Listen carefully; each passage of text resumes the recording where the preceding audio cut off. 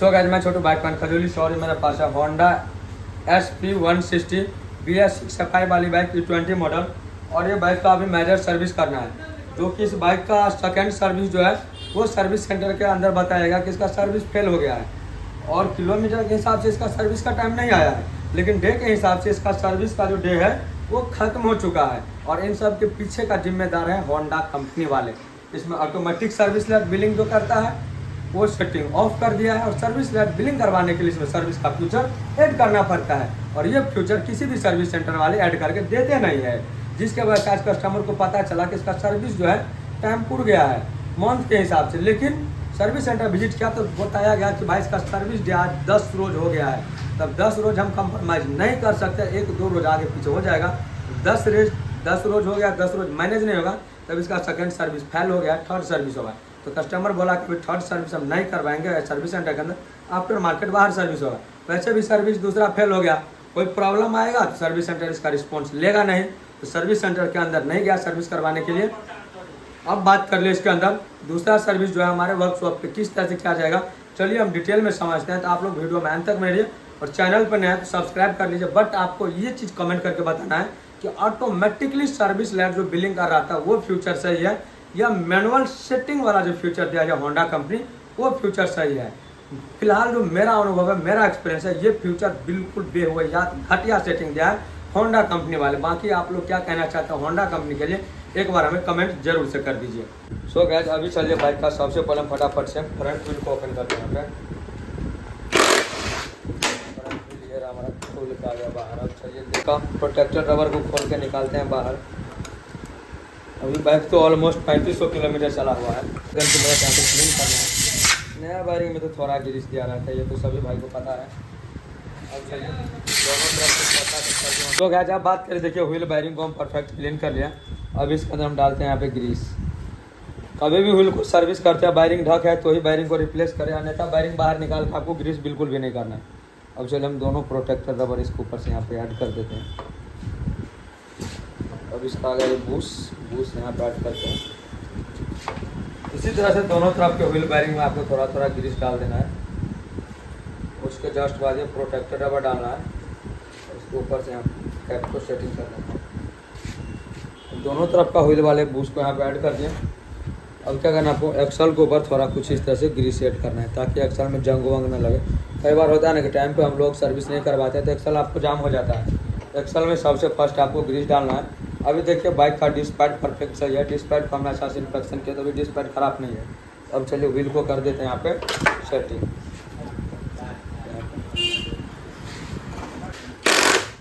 हमारा final tight हो गया। अब देखिए व्हील हमारा परफेक्ट मूव कर रहा है। फ्रंट वाला डिस्क भी हमारा प्रॉपर वर्क कर रहा है, क्योंकि अभी देखिए डिस्क पैड अभी परफेक्ट सही है। डिस्क पैड खराब रहता तो डिस्क पैड हम नया डाल देते, बट इसका डिस्क पैड प्रॉपर सही है तो अभी डिस्क पैड को कोई छेड़छाड़ नहीं करना। फ्रंट व्हील का काम हमारा फाइनल कंप्लीट हो गया। बात कर यहाँ पे तो रियर ब्रेक का, तो रियर ब्रेक के अंदर यहाँ पे देखिए ड्रम लगा हुआ है। बहुत ऐसे बाइक देखे हो जाएगा 150 सीसी में जिसके अंदर आपको डिस्क मिलेगा रियर के अंदर एंड फ्रंट में, लेकिन इस बाइक में फ्रंट में डिस्क ब्रेक है, रियर में आपको ड्रम ब्रेक है। डिस्क से कई गुना बेटर है ड्रम ब्रेक। तो अभी चलिए फटाफट से रियर व्हील को खोल के बाहर निकालते हैं और रियर व्हील का करेंगे हम सर्विस। अब बात करें यहाँ पे चेन का, तो चेन हमारा ओरिंग वाला यहाँ पे मिल रहा है। और यहाँ पे बात कर लें ओरिंग वाला चेन के साथ साथ इसके अंदर चेन लॉक कंपनी नहीं दिया हुआ है। अब चेन को भी अच्छा से क्लीन करना पड़ेगा, उसके बाद चेन को अच्छा से ल्यूब करेंगे। और ये बाइक अभी ऑलमोस्ट भाई 2600 से 2700 किलोमीटर चला हुआ है समथिंग। अब वो तो मीटर देखने के बाद ही पता चलेगा। तो चलिए पहले हम रियर व्हील को खोल के निकालते हैं बाहर, निकालते हैं बाहर। और रियर व्हील का देखिए यहाँ पे एक्सल बिल्कुल सूखा एंड ड्राई है भाई, देखिए यहाँ पे डस्ट निकल रहा है। अभी इसको ग्रीस नहीं करते तो होता क्या, बस कुछ दिन के अंदर एक्सल हमारा जाम हो जाता है।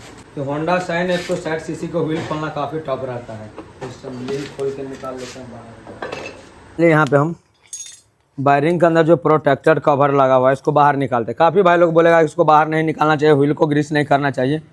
तो भाई तुम क्या कर रहे हो मुझे नहीं पता है, मुझे क्या करना है वो मुझे पता है। और यहाँ पे देखिए वायरिंग के अंदर अभी भी जंग लगना स्टार्ट हो गया। आप ग्रीस नहीं डालेंगे तो वायरिंग खराब होगा। तब सर्विस सेंटर पर, तो सर्विस सेंटर तो बोलता है भाई वायरिंग में ग्रीस नहीं डालेगा, सीधा वायरिंग रिप्लेस होगा 15 से 20 हज़ार किलोमीटर पे। अगर हम समय समय पे सर्विस टाइम वायरिंग में ग्रीस डलवा दें तो जो वायरिंग आपको 20,000 किलोमीटर पे रिप्लेस होगा वही वायरिंग आपको 40 से 50,000 किलोमीटर चलेगा। अब आप लोग कमेंट करके बताइए कि ग्रीस करवाना बेस्ट है या फिर वायरिंग रिप्लेस करना। इसके अंदर ज़्यादा डस्ट रहता, ज़्यादा पुराना बाइक रहता तो इसको हम पेट्रोल से वॉश करते, बट अभी पेट्रोल से वॉश करने की कोई भी आवश्यकता नहीं है। यहाँ फ्रेश टॉवल रख के इसको क्लीन कर देखते हैं, जंग निकल रहा है ना, पानी जैसे ही जाएगा तो थोड़ा बहुत इसके अंदर मॉइस्चर जमेगा। दूसरे तरफ से यहाँ पे प्रोटेक्टर रबर को बाहर निकालते हैं, दोनों तरफ से देखिए जंग लगना स्टार्ट हो गया है। चल यहाँ पे रेड कलर का क्रिप्सन जेल ग्रीस में यूज़ करो, काफ़ी महंगा ग्रीस है, 30-40 हज़ार किलोमीटर तक ग्रीस को कुछ नहीं होता है, लेकिन जितना बार सर्विस में आता है उतना बार ग्रीस को अच्छा से क्लीन करते हैं, उसके बाद फिर से हम नया ग्रीस डालते हैं। अगर व्हील का बैरिंग ख़राब है, बैरिंग नया डाल देते हैं। अब चलिए यहाँ पे ये जो हमारा प्रोटेक्टेड रबर लगा हुआ है इसको सेटिंग कर दिए।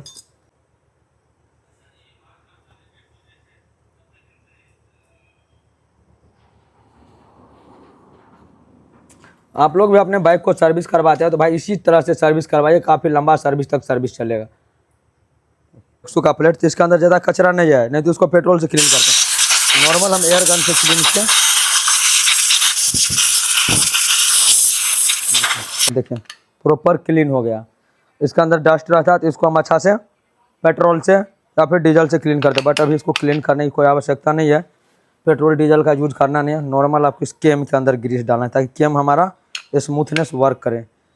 सर्विस सेंटर सब पर इसके अंदर ग्रीस नहीं डालेगा, बोलेगा भाई ग्रीस डालना अलाउड नहीं है कंपनी का, तब बोलेगा भाई ब्रेक फंस रहा है, ब्रेक में ये आ रहा है वो आ रहा है। तो आप आफ्टर मार्केट सर्विस करवा रहे हैं तो इस तरह सर्विस होगा, सर्विस सेंटर पे करवा रहे हैं तो ऐसा सर्विस नहीं मिलेगा और ये फील नहीं मिलेगा सर्विस का। उसके बाद क्या करना है, सरेस कागज़ लेकर के ड्रम को अच्छा से क्लीन कर देना है ताकि इसके अंदर जो भी गंदगी वंदगी होगा वो सभी बाहर निकल जाएगा। अब यहाँ पे ब्रेक शू को भी यहाँ से अच्छा से क्लीन कर देना है ताकि ब्रेकिंग सिस्टम हमारा जो है वो परफेक्ट अच्छा से परफॉर्मेंस कर सकें। दोबारा से एयर गन का यूज़ कर देते हैं। देखिए अब चलिए इसको ड्रम प्लेट को यहाँ पे करते हैं सेटिंग, ये परफेक्ट क्लीन है। चैन करेंगे हमारा ब्रांड न्यू है।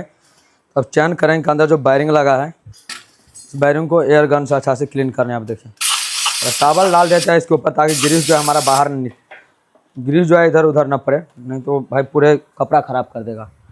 अब चलिए यहाँ पे ग्रीस डालते हैं, ग्रीस डाल दिए, सेम यहाँ पे प्रोटेक्टर रबर ऐड डाल देना है यहाँ पे। अब इसके बाद ऊपर से सील ऐड कर देना है। ये आ गया हमारा बूस्ट, तो बूस्ट को परफेक्ट क्लीन कर लिया। बूस्ट को यहाँ पे करते हैं सेटिंग। व्हील का काम हमारा, रियर व्हील का काम फाइनल कंप्लीट हो गया। अब एक बार रियर व्हील फिट करने से पहले ऑलमोस्ट अभी बाइक का 6 मंथ हुआ है और बाइक अभी ऑलमोस्ट 2000 से 2500 किलोमीटर चला है। एक बार चलिए हम सस्पेंशन एक्सल को बाहर निकाल के देखते हैं क्या कंडीशन है न्यू बाइक का। अभी हम खोल के बाहर निकाले हैं और एक्सल का देखिए बिल्कुल सूखा एंड ड्राई है। अब बताइए 2000 किलोमीटर 3000 किलोमीटर पे ये हाल है और आप लोग बोलते हैं 5-5 साल ग्रीस नहीं करवाए हैं, तब बोलिए कि भाई रियर शॉकर से साउंड आ रहा है, सस्पेंशन बूस्ट कट गया। भाई ये सब लापरवाही नहीं कीजिए, ये सब सर्विस सेंटर के अंदर काम नहीं होगा, ये आफ्टर मार्केट गैरेज में काम होगा। इसके अंदर थोड़ा इंजन ऑयल डाल दिए। अब यहाँ पे थोड़ा आपको ग्रीस डालना है, थोड़ा ग्रीस डाल दिए। अब एक्सल के ऊपर थोड़ा ग्रीस का लेप कर लेना है। अब चलिए इस एक्सल को करना पड़ेगा सेटिंग, इसका सेंटर मिलाना पड़ेगा। इसको थोड़ा सेंटर मिला के इसको करते हैं हम सेटिंग। एक्सल हमारा परफेक्ट सेट। आप लोग कितने किलोमीटर पे सस्पेंशन को ग्रीस करवाए स्विंग आर्म को, एक बार ज़रूर से हमें कमेंट करके बताइएगा। बाइक का front current cash pocket cover को ओपन करते हैं। जो हमारा फ्रंट वाला chain current cash pocket cover है ना, उसको ओपन करके देखते हैं इसका अंदर कितना ज़्यादा कचरा जमा हुआ है। सेकेंड सर्विस में थोड़ा बहुत तो कचरा जमा हुआ है, लेकिन यहाँ पे आगे वाला स्पॉकेट का एरिया क्लीन है। चलिए हम अब रियर व्हील को फटाफट से करते हैं सेटिंग। रियर व्हील सेटिंग करने से पहले ये जो चैन करेंगे के पीछे में बूस्ट लगा है, ये बूस्ट को आपको ध्यान रखना है और कपलिंग रबर जो ध्यान रखना है। तो बूस्ट बाहर निकल जाएगा या उल्टा फिट हो जाएगा तो भी आपको काफ़ी प्रॉब्लम होगा। अब चलिए यहाँ पे चैन करेंगे को यहाँ पे करते हैं ऐड, करते हैं सेटिंग, थोड़ा इसको सेंटर कर लेते हैं। अब क्या करना है आपको, एक्सल देख रहे हैं बिल्कुल सूखा एंड ड्राई है, तो एक्सल के ऊपर आपको थोड़ा थोड़ा ग्रीस का लेप करना है। इस तरह से काम मेरा फाइनल कंप्लीट हो गया। चैन को हम यहाँ पे परफेक्ट एडजस्ट कर लिया है और यहाँ पे देखिए ये पॉइंट आपको ध्यान रखना है चैन एडजस्ट करते टाइम। जितना पॉइंट आपको लेफ्ट साइड है उतना ही पॉइंट आपको राइट हैंड साइड में रखना है। यहाँ पे देखिए पॉइंट को हमने परफेक्ट मैचिंग करके व्हील को एडजस्ट कर लिया। टाना रॉड का जो सेटिंग है ना हमारा, वो SP 160 में इसके अंदर ही सेटिंग है। देख रहे हैं यहाँ पे चेचिस के अंदर सेटिंग अलग से, टाना रॉड का कोई सेटिंग नहीं। ब्रेक को हम यहाँ पे परफेक्ट एडजस्टमेंट कर लिए। ब्रेक के अंदर आपको जो फ्री प्ले देना है वो 8 से 10 mm का ब्रेक के अंदर इस तरह से फ्री प्ले देना है। अगर इससे ज़्यादा देंगे तो ब्रेक पैडल नीचे जाएगा, अगर इससे कम देंगे तो पीछे में कोई अगर 2 या 3 आदमी बैठेगा तो उस टाइम आपका ब्रेक ऑटोमेटिक जाम होगा, ये भी आपको ध्यान रखना। तो ब्रेक एडजस्ट करते टाइम ना ब्रेक को ज़्यादा एडजस्ट करना, नहीं ज़्यादा ढीला रखना, आपको मीडियम में अपने हिसाब से ब्रेक को एडजस्ट कर देना ताकि 8 से 10 mm का फ्री प्ले आ जाए। देखिए चैन के अंदर ज़्यादा गंदगी नहीं जमा है, अगर ज़्यादा गंदगी जमा रहा था तो ब्रश से हम चैन को क्लीन करते हैं। अभी चैन के अंदर नॉर्मल गंदगी है। अब देखिए इस कुप्पी के अंदर हम थोड़ा डीजल डाल रखा है, पेट्रोल नहीं लिया, और चलिए थोड़ा यहाँ पे एयर गन का यूज़ करते हैं, चैन हमारा परफेक्ट क्लीन होगा। डीजल से हम चैन को क्लीन कर सकते हैं, कोई दिक्कत नहीं, बट पेट्रोल डालेंगे तो ओरिंग हमारा खराब होगा, ये आपको ध्यान रखना है।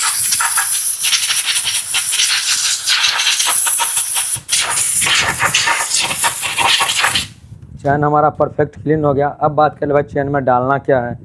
चैन के अंदर भाई यहाँ पे ग्रीस व्रूस बिल्कुल भी नहीं डालना है। नॉर्मल आपको फ्रंट पॉकेट के अंदर थोड़ा आपको इंजन ऑयल डाल देना है इस तरह से, और यहाँ पे थोड़ा आपको ग्रीस डाल देना ताकि फ्रंट पॉकेट से गड़गड़ाहट का साउंड नहीं आना चाहिए।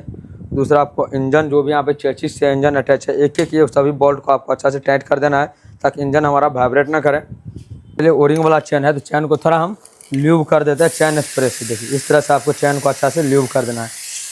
चाहे तो आप नया इंजन ऑयल डाल दीजिए, गियर ऑयल डाल दीजिए, या नहीं तो आप चैन स्प्रे है तो चैन स्प्रे लगाकर चैन को अच्छा से ल्यूब कर देना ताकि चैन से कोई नॉइज ना आए। बात करें यहाँ पे फ्रंट पॉकेट कवर का, फ्रंट पॉकेट कवर को हम अंदर से क्लीन कर लिया। अब चलिए यहाँ पे करते हैं इसको सेटिंग।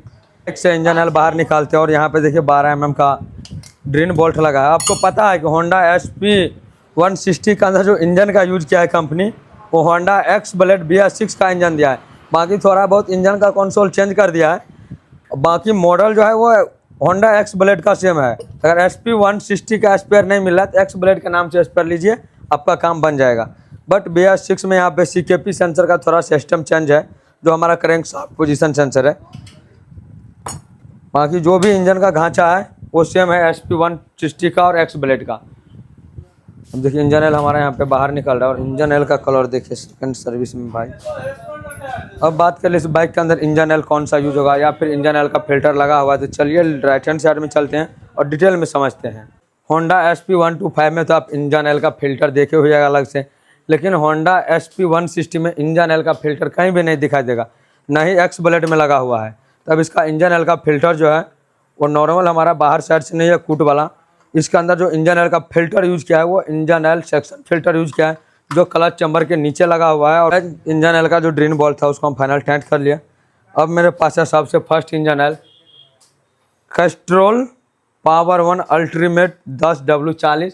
ये भी आप इंजन ऑयल होंडा SP 125 में भी डाल सकते हैं और SP 160 में भी आप ये इंजन ऑयल यूज कर सकते हैं, जिसका MRP आ जाएगा 750 रुपया। ये 1 लीटर में इंजन ऑयल है, बट MRP पे आपको लेस हो जाएगा। नॉर्मल 6 से 7,000 किलोमीटर तक आप आसानी से ड्राइव कर सकते हैं। फुल्ली सिंथेटिक इंजन ऑयल है। दूसरा है हमारा कैस्ट्रोल एक्टिव 2040। तो 2040 तो नहीं मैं SP ने यूज करने के लिए बोलूँगा और न ही होंडा SP 160 के अंदर।